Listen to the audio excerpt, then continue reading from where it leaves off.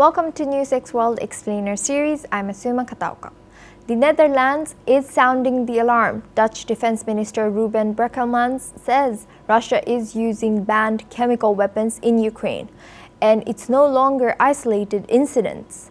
This is now a large-scale coordinated program. Dutch intelligence reports Russian troops are dropping choking agents like chloropicrin from drones to flush out Ukrainian soldiers, leaving them vulnerable to gunfire. Brekelmans warns this tactic is becoming normalized and widespread, and he's calling for tougher sanctions to isolate Moscow from global bodies like the Chemical Weapons Agency. We've seen reports of use of chemical weapons by Russia in Mariupol, which for the time being are unconfirmed. It wouldn't be surprising if that was a test case by Russia, a small, limited use of some kind of chemical weapon in order to gauge the Western reaction.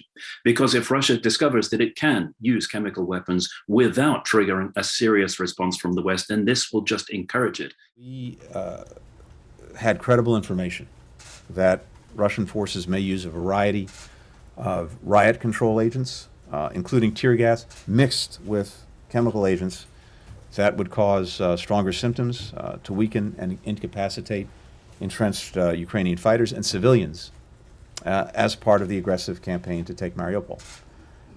We share that information with Ukraine as well as with other partners. Ukraine claims thousands of cases of chemical weapons use, and Dutch military intelligence says this isn't random.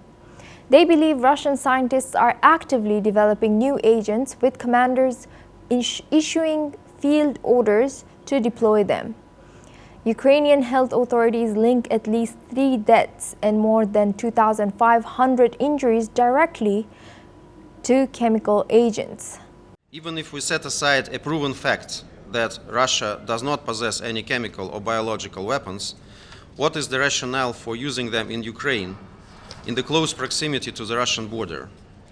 Clearly, in the wildest theory, we would gain nothing more than we would get by conventional means. Moscow denies it all, accusing Ukraine of using chemicals instead. The global watchdog, the OPCW, says neither side has provided enough verifiable evidence for a formal investigation. And so far, no member state has requested one. Dutch officials say if this goes unchecked, Russia's strategy could set a dangerous precedent, not just for Ukraine, but for conflicts around the world. Now, will the world step up to stop this, or are we watching chemical warfare become normal in 21st century battlefields? Thank you for watching. Stay tuned with NewsX World for fact-based coverage and analysis.